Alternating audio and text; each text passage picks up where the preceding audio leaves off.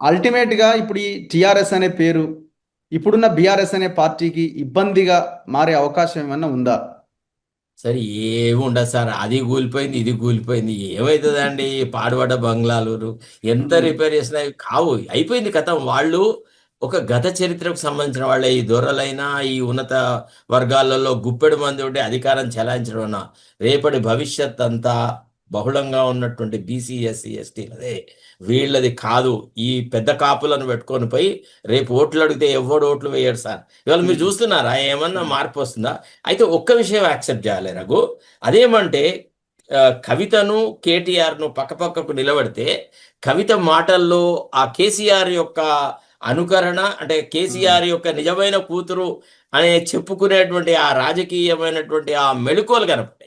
అదే. అది కేటీఆర్ లో మనకు లేవు. కనపడలేదు. కేటీఆర్ ఎంతసేపు ప్రిపేర్డ్, హాయిగా మంచిగా వేడివేడి కాఫీ తాగడం, వేడివేడి ఇది తాగడమే తప్ప ఆయనలో ఆ సహజత్వం లేదు. కవితలో నటనలో కొంత, అంటే సజీవంగా నటించింది. ఒక రకంగా చెప్పాలంటే చాలా ఆ. చక్కగా నటించింది కేసీఆర్ పాత్రను మాత్రం.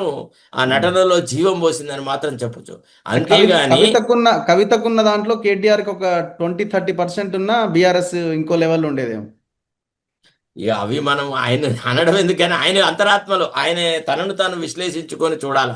తనలో ఉమ్. ఏం లోపం ఉంది, తాను ఏం చేస్తే బాగుంటుంది, ఎందుకు తనను ప్రజానికాన్ని నమ్మడం లేదు, నా ఈ స్టేజ్ మేనేజ్లు వ్యవహారాలు, నా ఈ దొంగ సోషల్ మీడియాలు పెట్టుకొని వాళ్ళను ఫీడ్ చేసి వాళ్ళతోని నిజంగా ఉన్నటువంటి వాళ్ళను నిజాయితీల మీద అటాక్ చేయడము, ఓ రోజు ప్రభుత్వాన్ని మీడియా ద్వారానే తిట్టిస్తేనే ప్రభుత్వం కూలిపోద్దని ఆ, మొన్న రేవంత్ రెడ్డి చెప్పినాడు కదా. అవును. ఏమని? ఆ, పిల్లి శాపనార్థాలు పెడితే ఉట్టి దేగు పడుతుంది అని. సరే, కేసీఆర్ చెప్పినాడు. అట్టనే కేసీఆర్ నేను చచ్చిపోతా చచ్చిపోతా అని ప్రచారం చేస్తున్నాను, అట్లా అవుతుందా అని ఒక తెలంగాణ నుడికార అని చెప్పినాడు, ఒక ఉదాహరణ చెప్పినాడు. అట్టనే ఇది జరగదు, ఇది ఇట్లా వ్యవహారాలు జరగవు అనమాట. సో ఇప్పుడు అంటే మీరు అన్నారు కదా కేటీఆర్ యొక్క సార్, ఆలోచన సరళి ఎవ్- సరిగలేదు. ఎవరో విడిచిన బాణం అని ఇక డైరెక్టే చెప్పండి, ఏముంది? రేవంత్ రెడ్డి విడిచిన బాణం కవిత అని మీరు చెప్పదలుచుకున్నారు. ఎందుకు ఎందుకు ఎందుకు ఆ దాంట్లో అనుమానం నేను వచ్చింది? చెప్పడం ఎందుకు, ఆ, ప్రజలు 4 రోజుల తర్వాత ఇప్పుడు అది ఈత ముల్ల లేక ఇంకేదన్నా ముల్ల, తుమ్మ ముల్ల లేక సర్కార్ తుమ్మన అనేది 4 రోజుల తర్వాత తెలుస్తుంది కదా. అది ఉమ్, కుచ్చుకున్నప్పుడు ఆ బాధను బట్టే అబ్బా సార్ సర్కారు ముళ్ళు గుచ్చింది అంట. మన ఊర్లలో మాకు ఉమ్, సర్కారు ముళ్ళు అని ఉండేది అనమాట. వాళ్ళు ముళ్ళు వేసి అవును. వేస్ట్ ల్యాండ్స్ కాపాడేవాళ్ళు. అది కాలుకు గుచ్చుకుంటే రఘు కనీసం ఒక 3-4 నెలల బాధ, చీము, పుండు. ఆ కాలంలో ఇంతకన్నా యాంటీబయాటిక్స్ లేవు. కాళ్ళకు అవును. తగిలితే అవును. ఇప్పుడు ఎట్లుంటది అంటే, మీకు పంట కోతలు అయిన తర్వాత వరి కళ్ళాలకు వెళ్తే, వరి పొలాల్లోకి పోతే అవి కూడా అక్కడ కుచ్చుకునేవి. కానీ ఈ కుచ్చుకునే విధానాన్ని బట్టి డిఫరెన్స్ ఉంటుంది అనమాట. మీకు కోయకాళ్ళు గుచ్చుకున్నాయా, తుమ్మముళ్ళు గుచ్చుకున్నదా, సర్కారు తుమ్మలు గుచ్చుకున్నాయా అనేది నీకు ఆ పెయిన్ బట్టి అర్థమైంది అనమాట.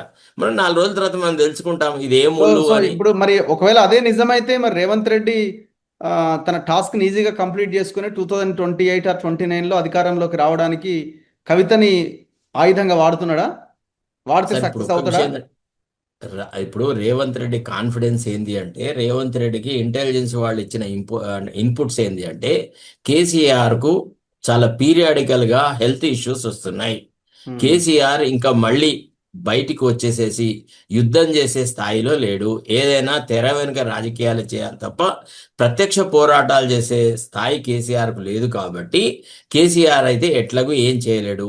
సో కేసీఆర్ కు అండగా ఉన్నటువంటి కేటీఆర్ ను, హరీష్ రావును ఇద్దరిని జంప్ చేయిస్తే, ఆల్రెడీ హరీష్ రావు మీద ఆ, ఆయన కబ్జా పెట్టుకున్నాడు. ఇప్పుడు హరీష్ ఉమ్. రావు దో బీఆర్ఎస్ లో ఉన్నట్టున్నా ఆయన ఎంతో కొంత రేవంత్ రెడ్డితో కాంప్రమైజ్ అయినాడని మనం ఊహించాలి. అది జరుగుతున్న వ్యవహారం.